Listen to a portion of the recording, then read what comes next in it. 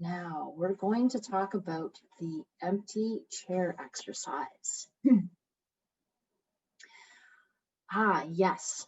So this is a classic Gestalt approach, and it really focuses on that interpersonal or internal conflict. It shifts perspectives. You're able to view a perspective that's quite different from another and gain insights into those feelings and behaviors. But since we're limited by our screens, I'm going to explain the experiment rather than conduct this one. So again, at any point in time, if you have a question, just put it in the chat. So from an Agile coach perspective, this exercise is useful when individuals or teams are experiencing a contentious conflict situation, maybe with another person, another team, or the system itself.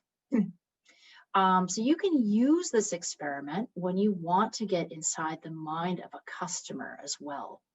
So the empty chair exercise can be used when you're coaching one-on-one, or you can even do a modified version of what I would call an empty couch if you have more people. And you can also modify it online if you want to get creative and open up a brand new Zoom call with it, maybe with a different account, and place an empty chair. So I'll just show you really quickly. Here's a funny, you can see where I live. Chair right beside me, it's empty. And it has a sign on it that says, "My dad." All right. So if we walk through the instruction together, then I'll just give you a quick personal example.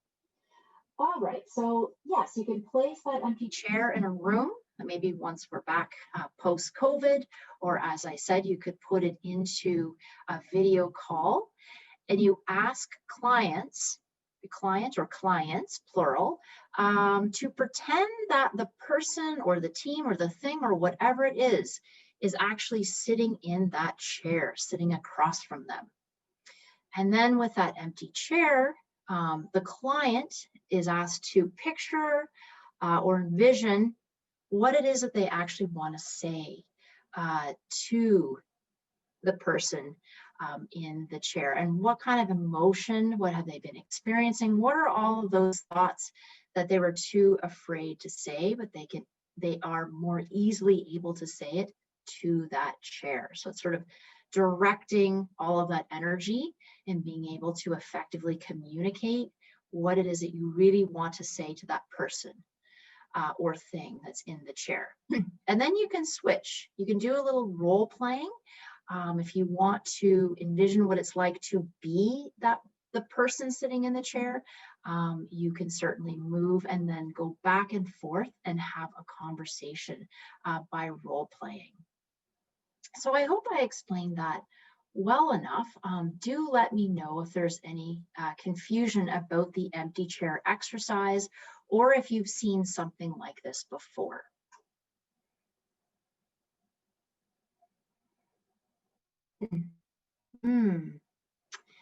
Yes.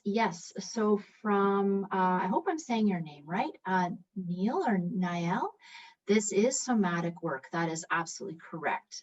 So Gestalt very much does embody somatic work and also talk therapy practices. So it is a combination of both. Yeah, so if I think about a personal example with the empty chair, and I actually did this exercise fairly recently with a therapist, and I had a conversation with my dad. Of course, my dad wasn't there in person. It was with the empty chair. And my struggle is that, my dad can sometimes suffer from narcissistic tendencies. And I do feel that he makes decisions based on his own needs first. I'm sure we all know people a little bit like this. And don't get me wrong, I love my dad, but sometimes there are some challenges. But through this exercise, I was able to finally communicate my emotions to him that I never would have been able to do in person. And this was a huge release. So I was able to kind of try on what it feels like to embody being my dad when I sat in that empty chair. And I also discovered that I didn't acknowledge him enough.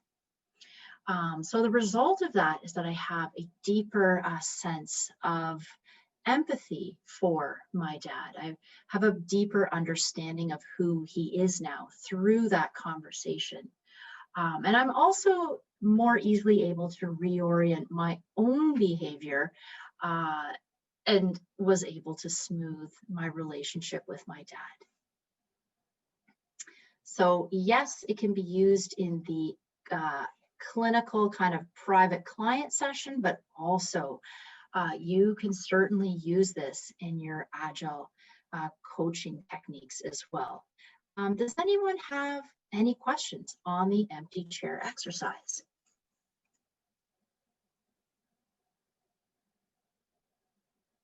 Okay. Oops, there we go. All right, so let's just do a really quick recap before we move into the third and final exercise. Okay, so the empty chair technique, as we said, it is a method of truth telling. We are able to finally express those emotions, feelings that maybe we were too afraid to communicate before, but now we're able to do that in a safe space. We're able to kind of try on or pretend what it's like through the experiment to wear the shoes of the other. This is a tool for fresh perspectives.